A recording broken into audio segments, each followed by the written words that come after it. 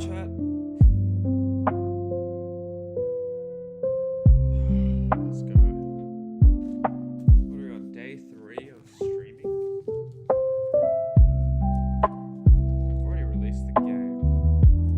So the title is start to finish, but we're pretty much getting the post side. But I will be making another game after this. Assuming I don't get hired. But yeah, we'll just vibe and see how it goes. First things first, I'll just go through the agenda. What I kind of want to get done today. Okay.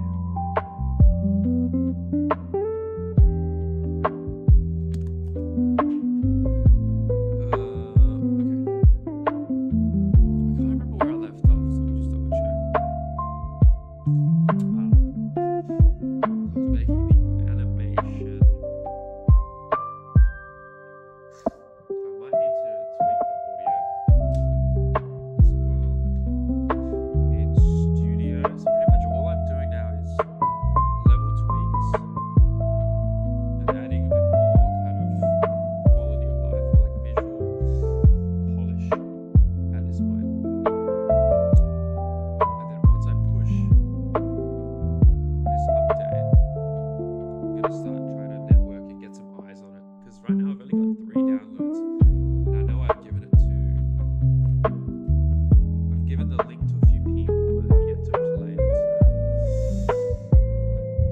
we will definitely have to think of a new strategy. I think first and foremost, the freaking thumbnail is lacking hardcore like that. It's definitely not eye-catching. 24 views, so we got 1 view. That might have even hit me.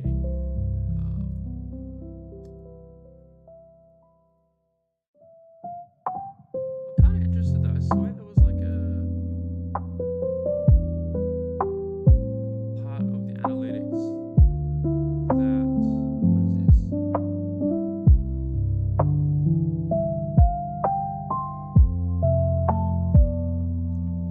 That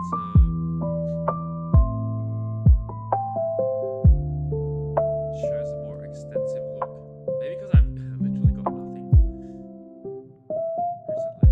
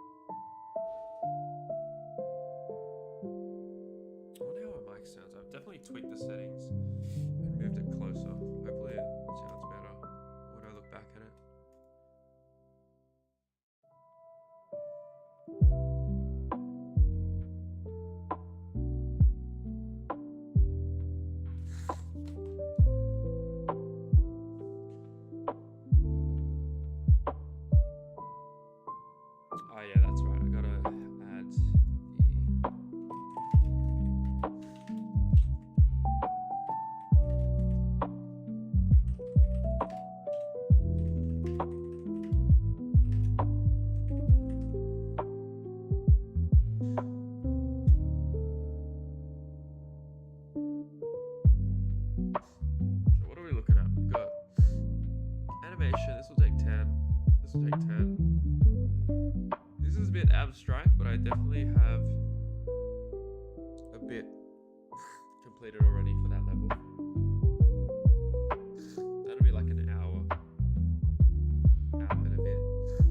So we're at 1.5. Particle effect, that's 10 minutes, so 140.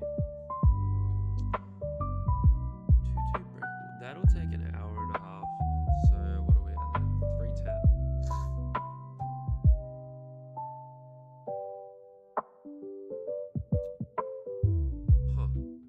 We're gonna exclude this last part. I think this will be after 0.2.0.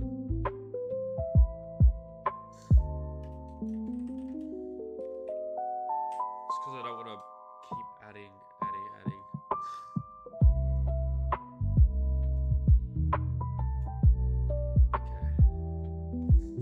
So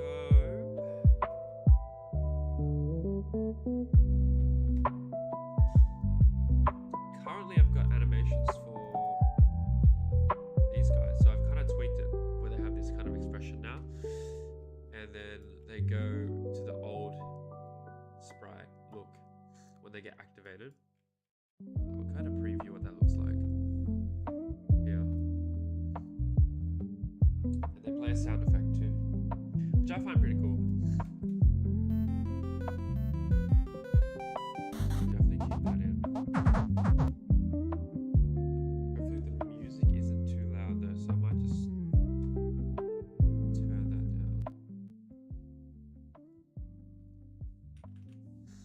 Alright, let's go.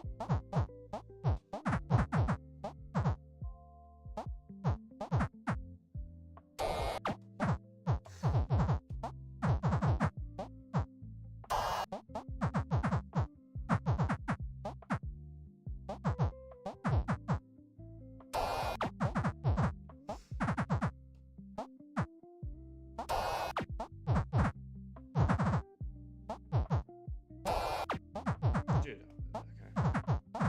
Lock in.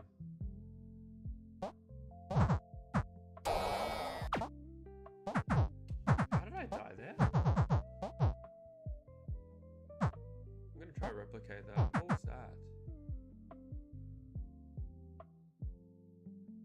Oh, okay.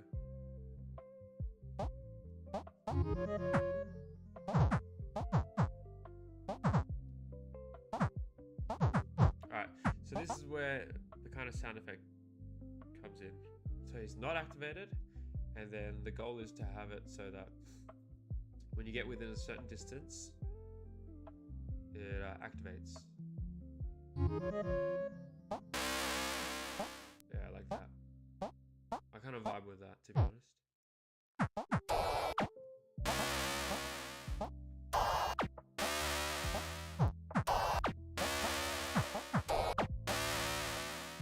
I think the other thing is that it kind of sounds out of place with the muted sound. But in general, the sound have like a low pass filter, so it sounds pretty out of place. So that's in DaVinci.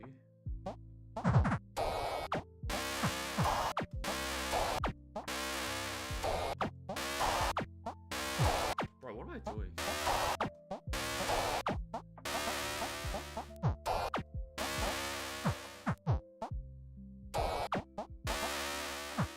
Yeah, I cannot be.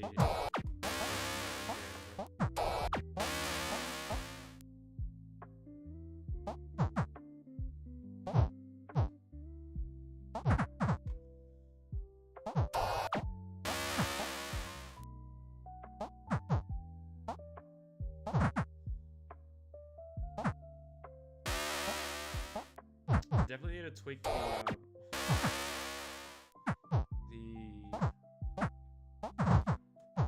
inconsistent range at which they activate.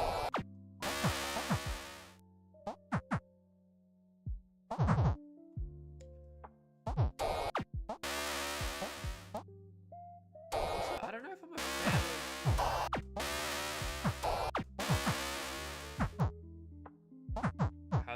gravestones kind of get in the way. Yo, there's no way I'm dying this many times in level.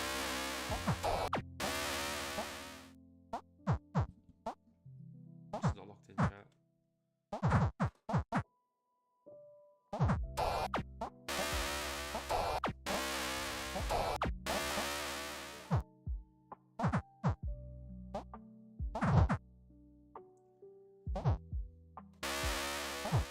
Yeah, like that guy's activating way too far away. Which is an easy fix. I should just be able to set a universal kind of value. Say like 4 units. It should be okay.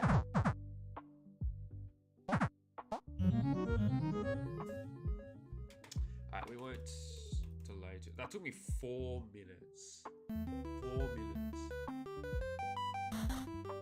Okay. Leave. 2-2 is where it's at. So it's this guy. I want to kind of replicate the same animations.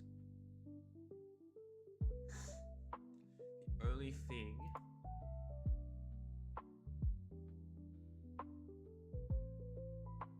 I can't copy paste animations, huh? Or can I? Can I?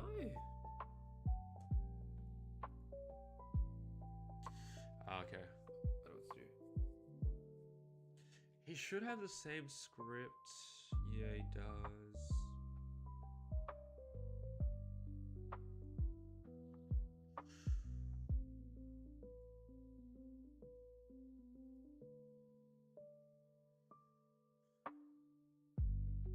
Okay.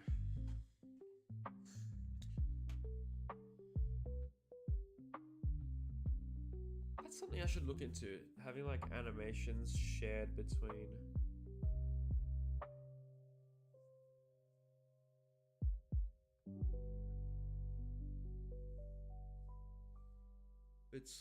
different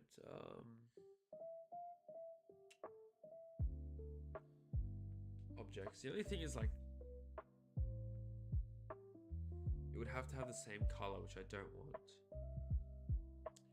So, okay, where's the animator?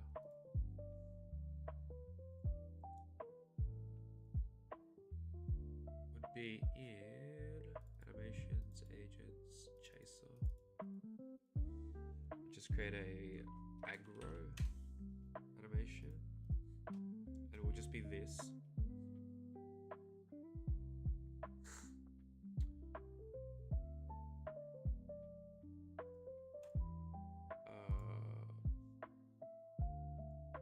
Actually, I can't make the sprite at the root, because if I do that,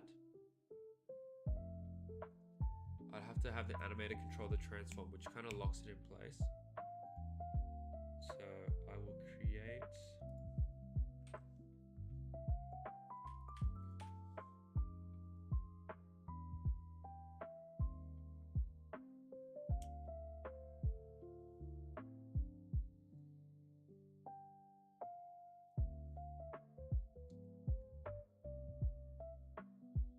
how do I make that sprite bigger?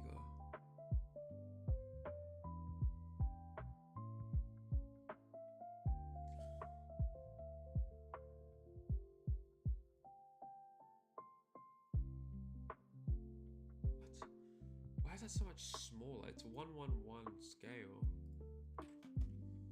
Let me just see real quick.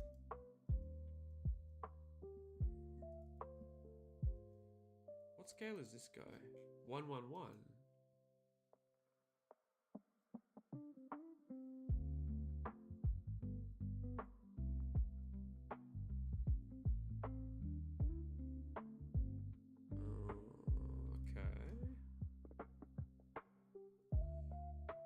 Not sure how that works. Okay, let's go. Let's not waste time. Looks like it's because this sprite is spliced. So all I'll do, I'll probably just copy it. Copy. Remove. And then I'll just paste.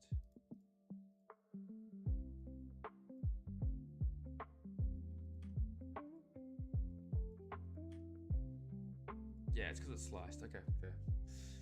Easy, easy, easy. So I move the sprite there, save, delete the sprite here. And what that does, it allows me to change the transform of the sprite without affecting the root.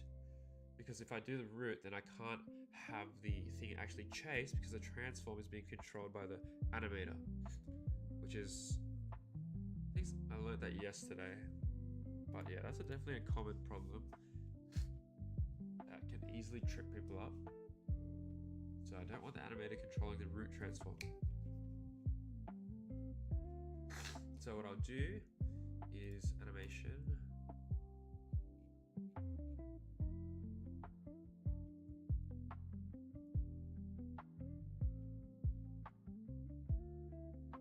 Wait, what? I thought I already created an animator.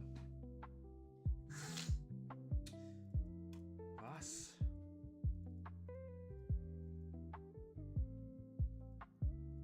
What's this then? What? Oh. I think I just need to add it.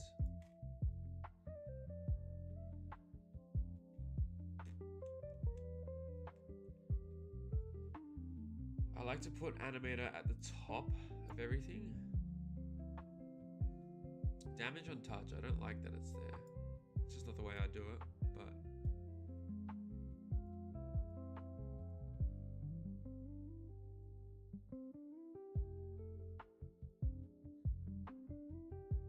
not that important.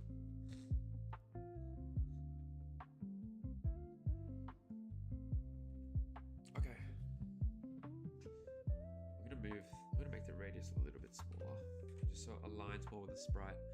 Okay, add the animator controller and add properties. I really can't just click and drag. That would be so much better. I'll be back.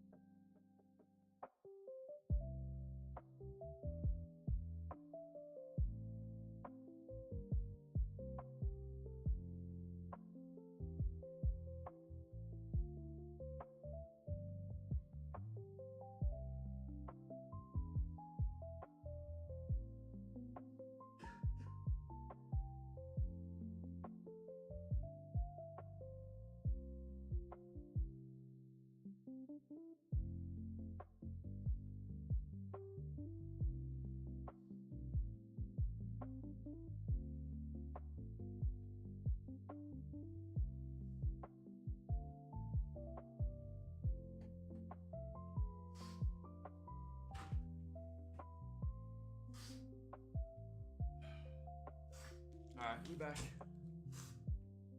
So where was I? Oh yeah, okay. So we have an aggro animation and an idle animation. The idle animation we can just literally leave blank.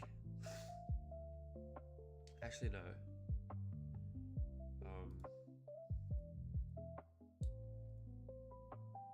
We will make. What am I doing? So what do we want to change? The color we want to change. We want the sprite to oscillate left and right rapidly, kind of give it like a buzzing effect.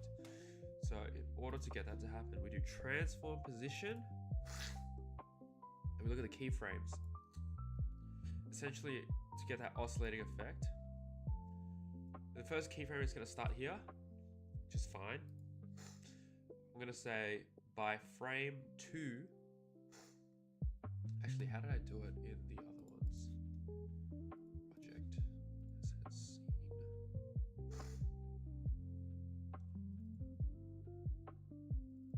I kind of want to replicate it with this guy. So how does his one look?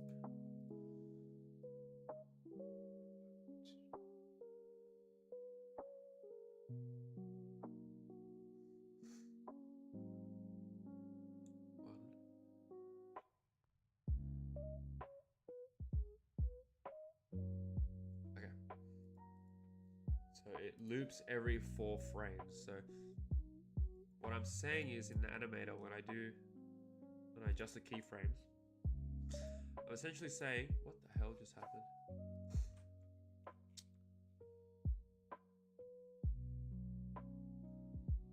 By frame 2,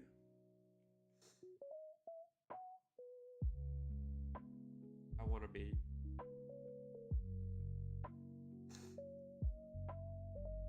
it will be frame 1 because he starts in the middle. But every 4 frames, I want it to loop like that. And since it starts in the middle, it'll take 1 frame to get to the right. So essentially, what did I just do?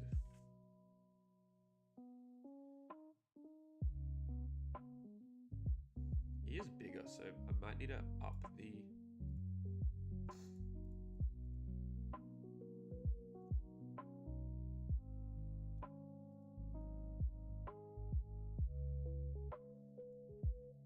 Really can't. Is it being controlled right now?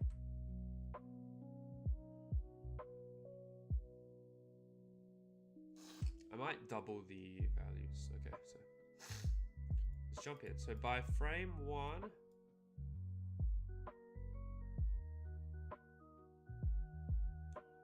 yes, by frame 1, he wants to be at 4.7, and then I press the plus on the keyframe. Then by frame 3, I want him to oscillate back to, not 4.5, but I want him to go 0.2 units in the other directions. 1, 2. So that would be what? 4.5 take away 0.2, so that's 4.3. Add that keyframe. You can see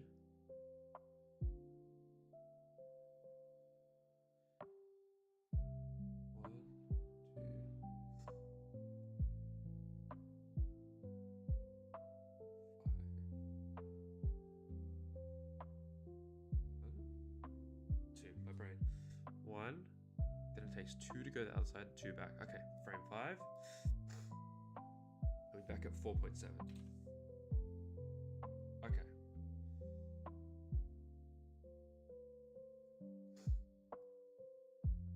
Now all we have to do is loop this part.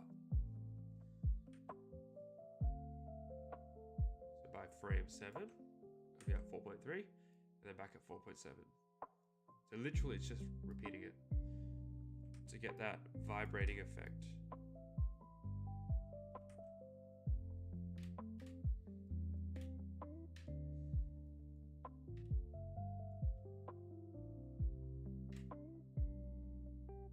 So he gets that vibrating effect, that's good. Now, if I leave that last keyframe, it'll slowly lerp back to the center, but I don't want that, so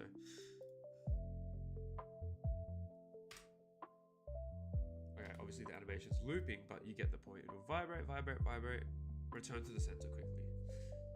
That's good. Now the next property I want to adjust is the sprite, because in the idle, he's going to have a different sprite. So I want to explicitly change it to the one we see now for when he's active, right?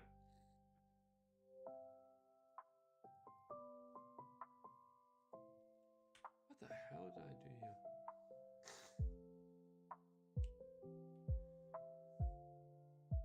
Let's probably just fix that.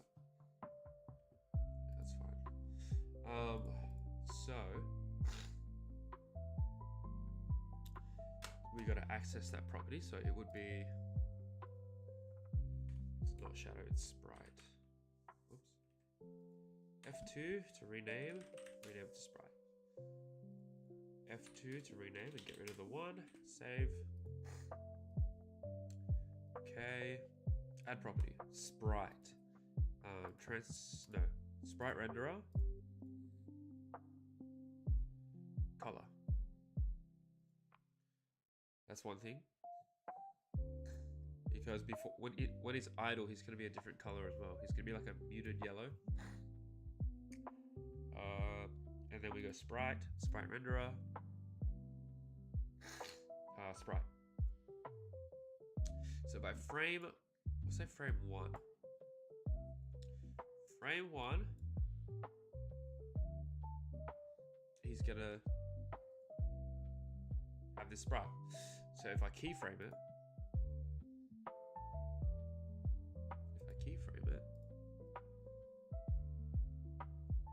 oh, okay. Now it's automatically done. So Control Z that. So by frame 1, you will have that sprite. Excellent.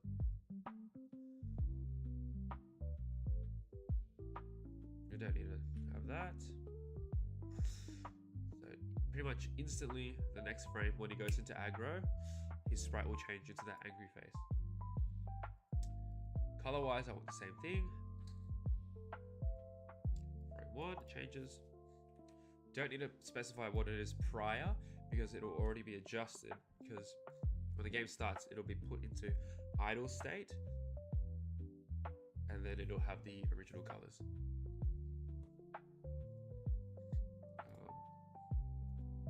That should be it. Now we go idle state. So idle.anim. Now here, we add property.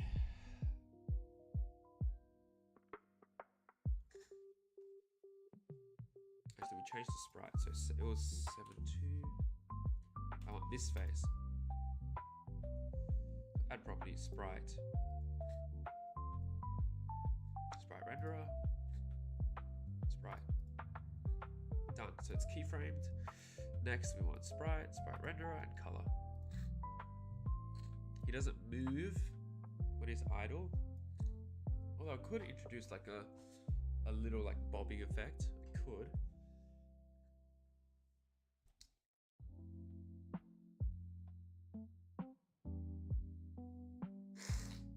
I might. Actually, no, because the only thing that moves is the crown as a way to set it apart from everything else. Because nothing else moves, really. I could. We'll see. But what I want here is to keyframe like a muted color. Like that should be fine. It's kind of like pastel yellow. It's fine. Keyframe it, done. And you can see as it goes on. Because this keyframe here exists at the 1 second by default, it'll lerp between the two. So what I do, just get rid of this. Bang. Frame 1, the animation plays, that's it. Done. And make sure to uncheck looping, because it's literally just gonna play the animation every frame and it's just gonna like tank performance, I think. And the thing is to know, dude, my nose is so blocked. The thing to know is that like by default, all animations are looping, so you have to manually uncheck. So I'll jump into Chaser, see aggro, so it's looping, uncheck it, idle, uncheck it, and all the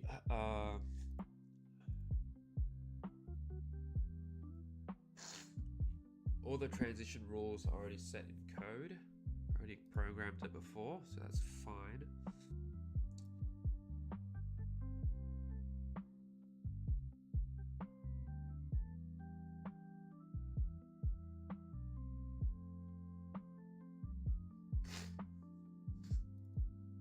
Just gotta add the event,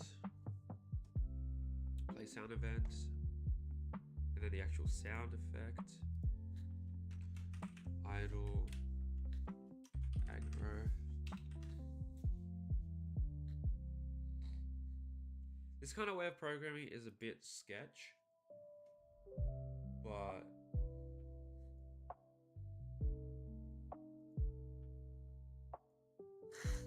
it should be fine. I don't need like full optimized, like over-engineered code at this point. It's not a big game. If you do plan on scaling your game, having really clean code and properly using like programming patterns will help like a long way. Like it just stops spaghetti code. In this case, I don't really need it.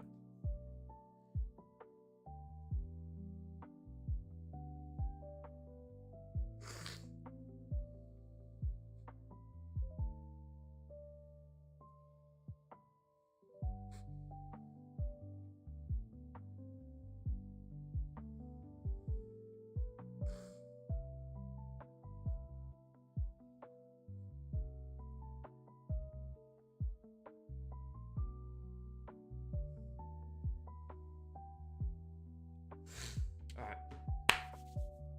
What was I doing? Oh, animation. Okay. Idle. Oh, the color didn't change. Okay.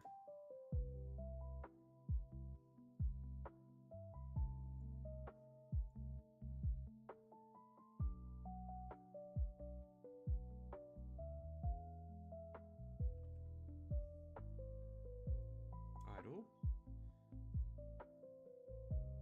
Muted. Keyframe.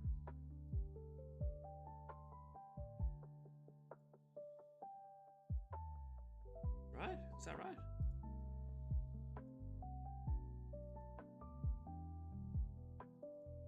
Idle. Sprite.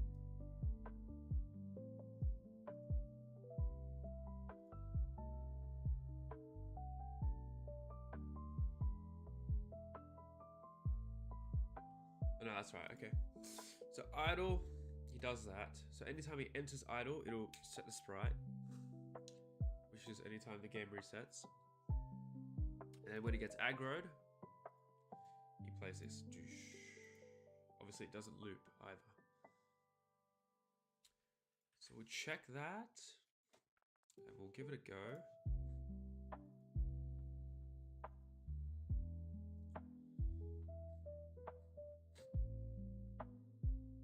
I might just add a different sound effect for the big one and like pitch it down a bit more.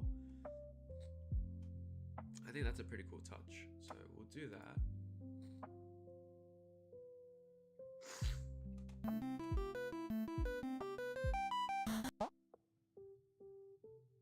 What? He activated straight away. What's his detection range?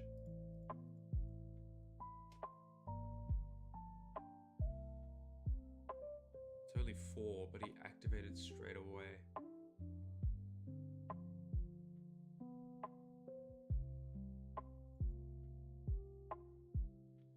He's aggroed straight away, I should say.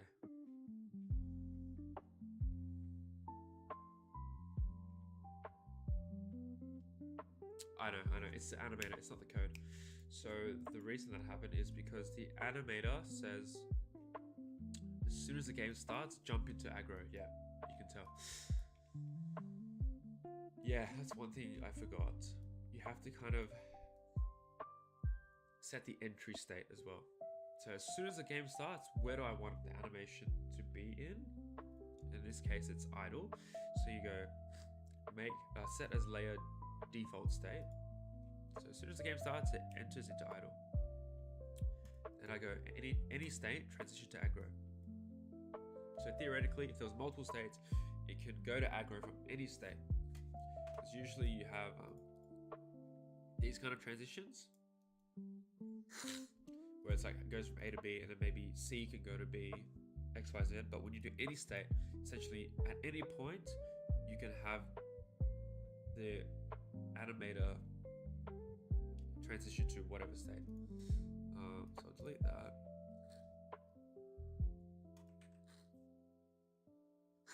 Dude, my nose is so unbelievably blocked, I can't even talk.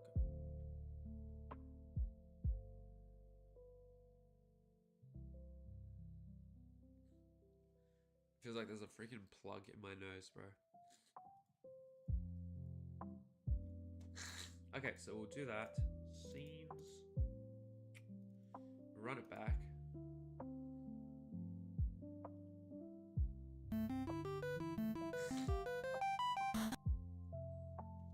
Actually, I might have only adjusted that one instance of the enemy, so I will fix that again.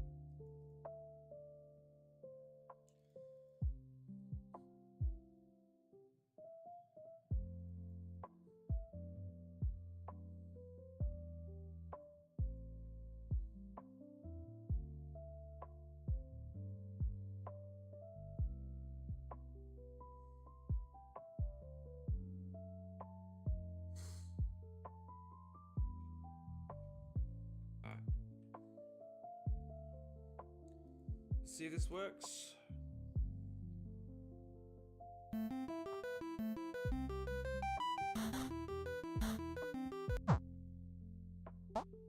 Okay.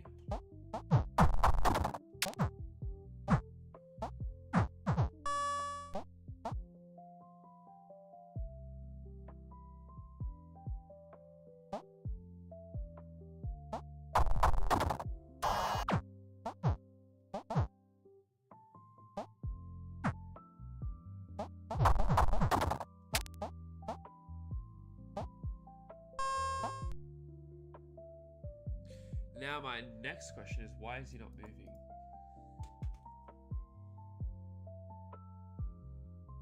I might have actually animated his root transform.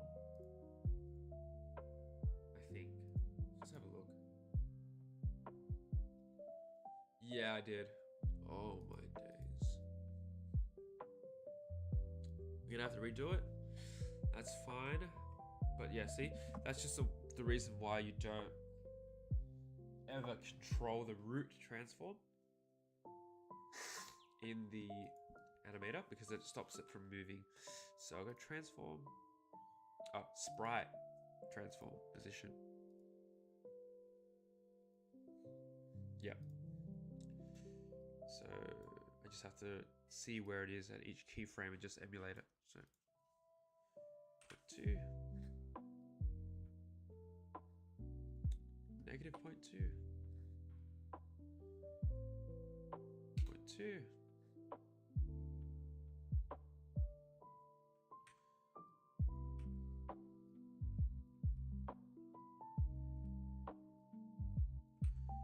Okay, and then I just get rid of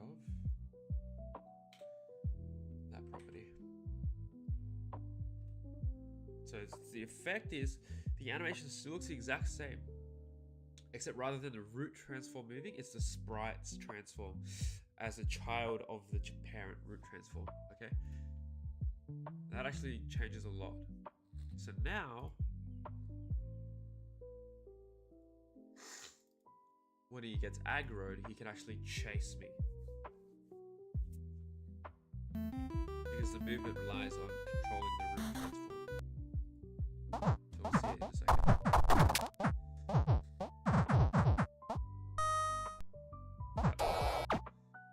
Well, the sound effect isn't playing for some reason.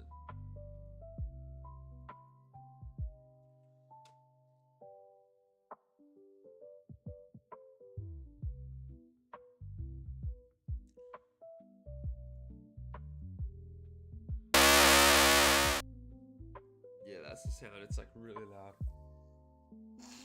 But why is it not playing?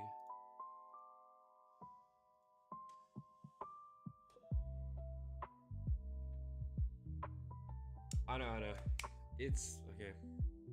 The sound playing depends on the animator as well. So I need to go into animations.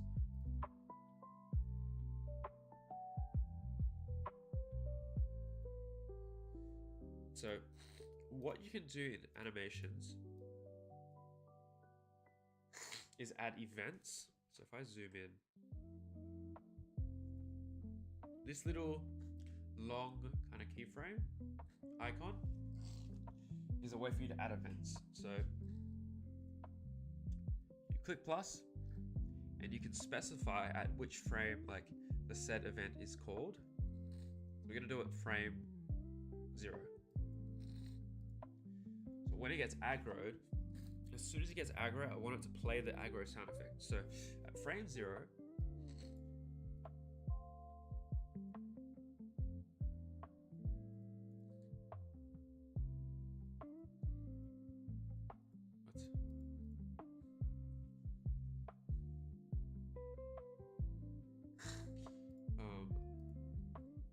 I'm just gonna click on the prefab.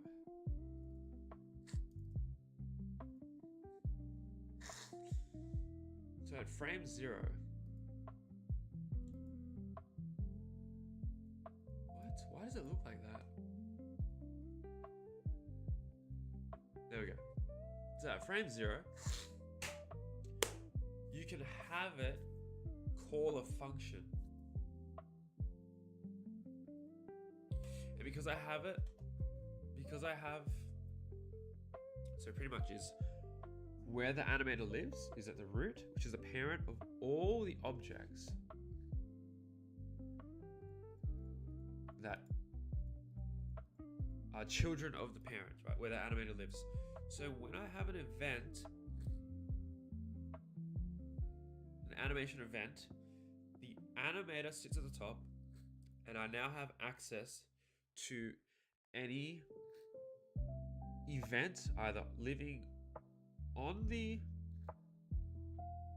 actual game object itself, or any functions that are inside scripts that are contained in any of the children. So say this shadow, right, potentially might have a script. So I don't know, this script, and say it has some public functions that you can access.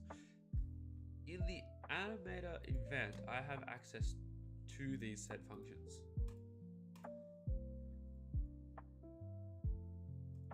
At least I should. Maybe the player doesn't have public functions. What can I think of?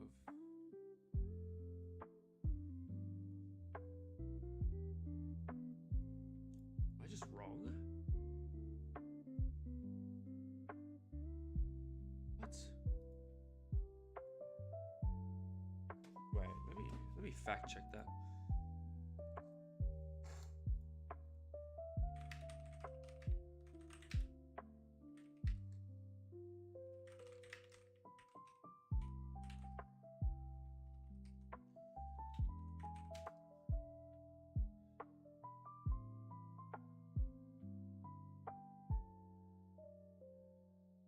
Okay, never mind.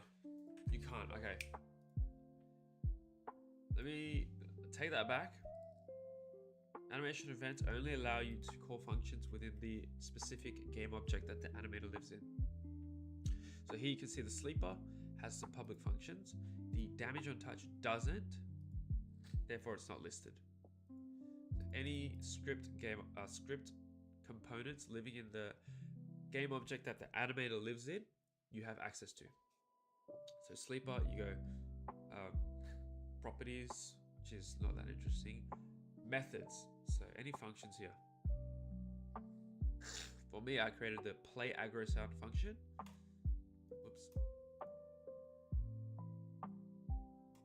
Play aggro sound.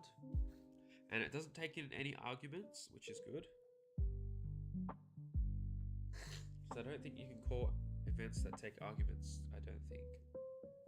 Maybe you can, but I haven't tried. So now what happens is, at frame 0 of this animation, dude, my nose is so freaking blocked. Oh my days, I literally sound like I've got a plug in my nose. Okay. At frame 0, dude. I'm gonna freak out.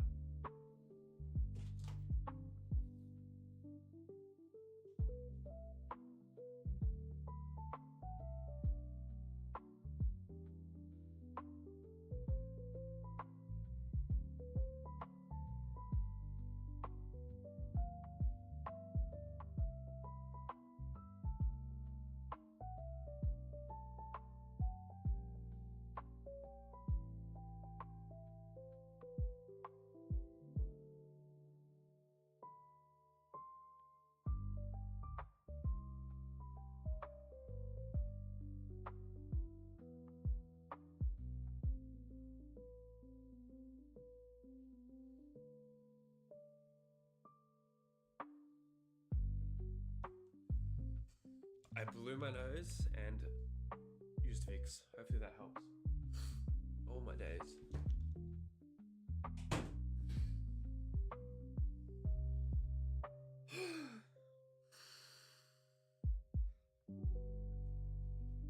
Alright. What was I saying? Okay, so at frame 0 of the animation, or wherever I have the animation event set, when the animation reaches that point, it'll call whatever function I specified. So for me here in this instance, I specified the play aggro sound.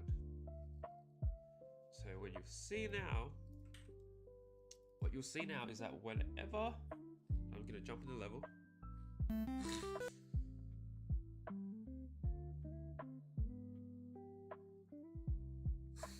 when I aggro, you hear the sound. Brother, what? Oh, it's just a dumb bug.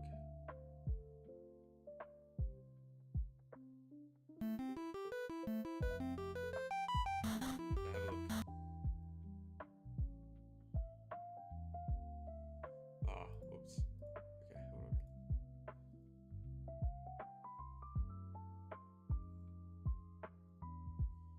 I think I put that player movement script for demonstration, but that shouldn't be there. Okay.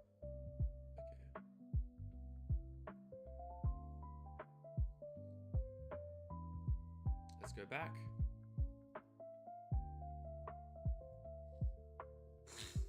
So now, when I aggro,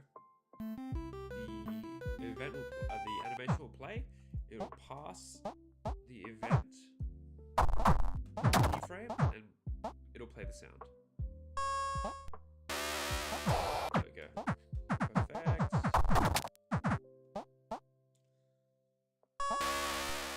We'll chase. So it's working as intended, which is good.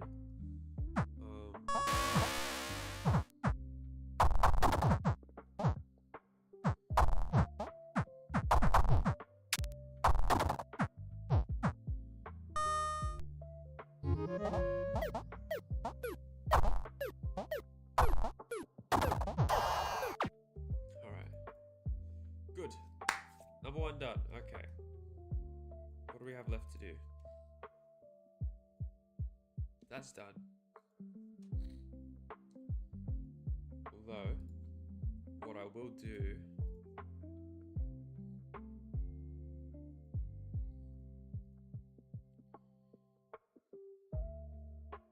I want the big yellow one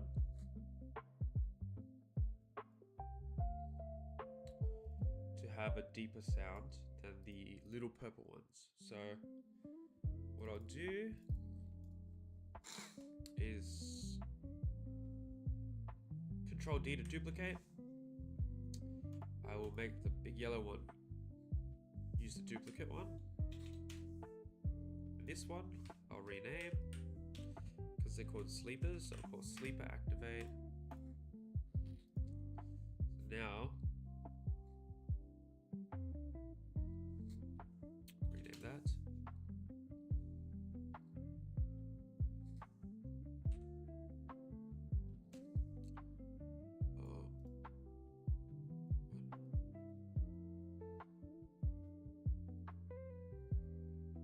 What did I just do?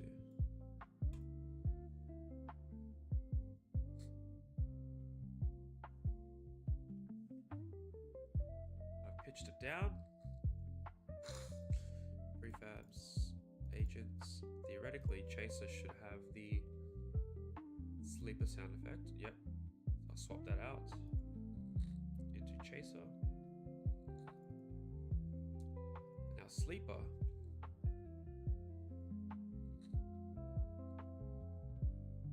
I might pitch it up a bit.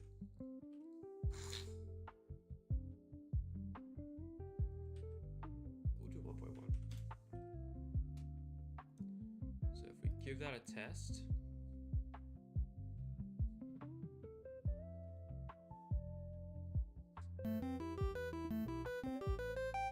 what level? 3. We should hear a higher pitched sound from the. What was that?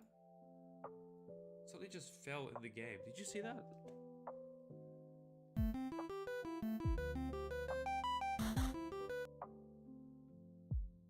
What is that?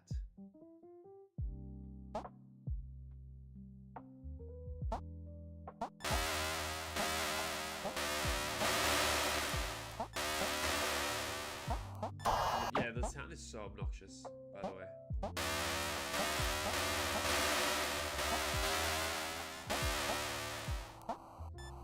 Good. Make that sound. What is that? Oh, it's their shadow has like gravity or something. Like the yellow guys has like a shadow that has gravity. It was falling at the start. What the hell?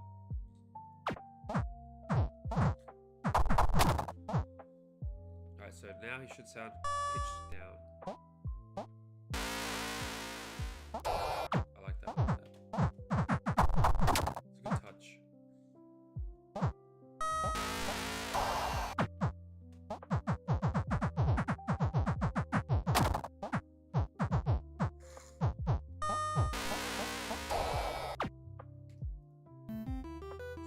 Okay, so that's done.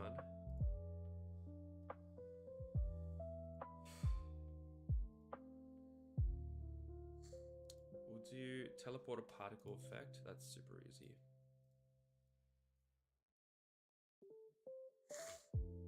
So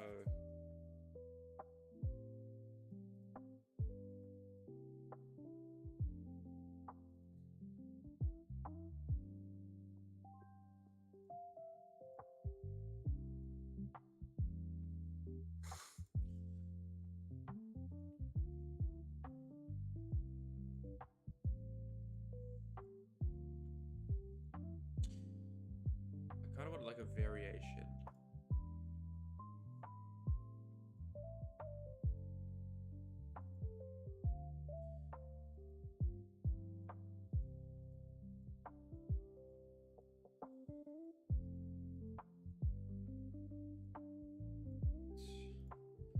I'll do a variation of the dust. So we'll go teleporter in.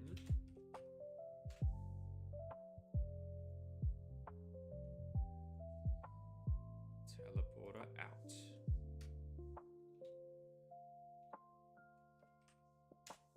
Because teleporter in is the orange one, teleporter out is blue. So I'm thinking like portal. When I use a teleporter, I want both to have that particle effect. Teleporter in is orange.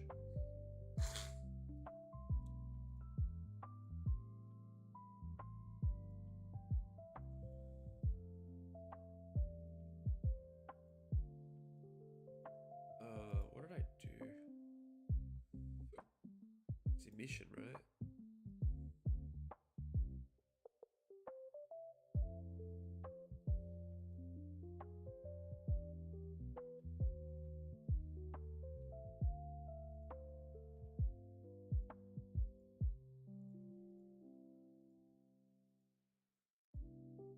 Okay. That's fine. Start speed.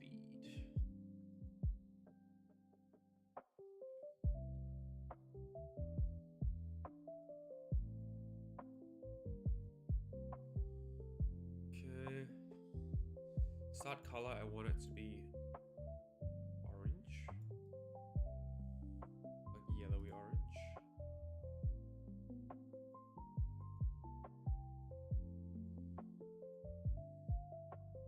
Color over lifetime.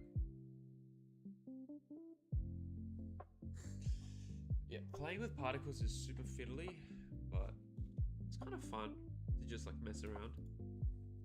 Color over lifetime, so I will delete that.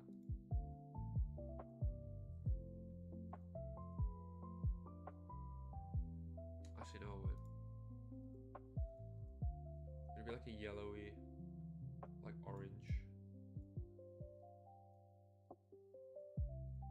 Then it'll go to like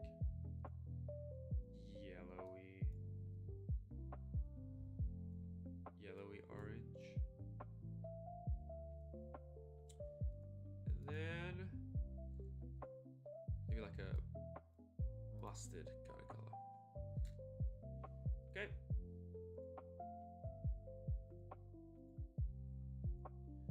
Now clearly I don't like how it goes to one direction. And I don't like the size.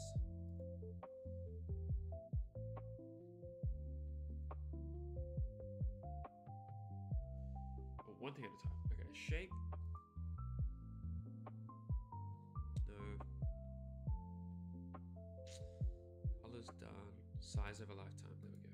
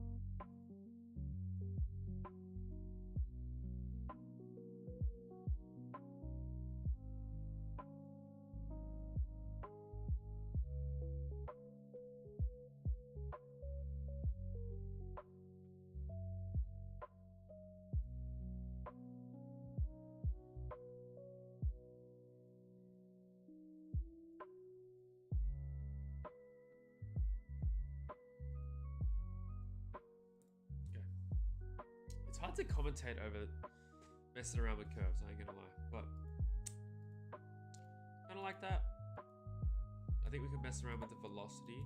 Any amount of randomness you can introduce in particles is generally more satisfying to look at. Size over lifetime is fine. the shape. So right now it's all going to the left, so I kind of want to make it, give it like 180 degrees of where it can go. So to do that, we do shape to be circle, because it is 2D.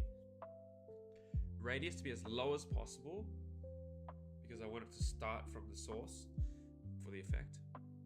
Actually, this one I don't think I do. Give it a bit of a radius. Just to start a little bit away from the center. Oh gosh, I'm getting a phone call.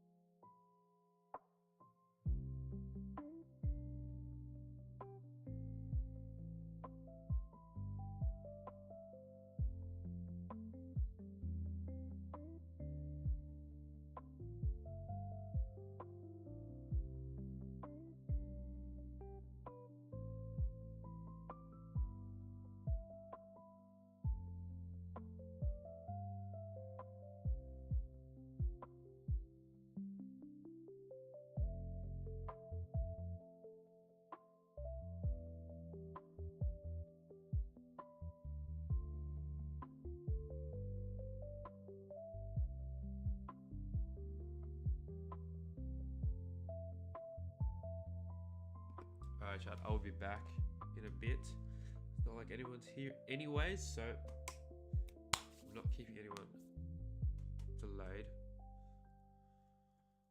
Oh, my days.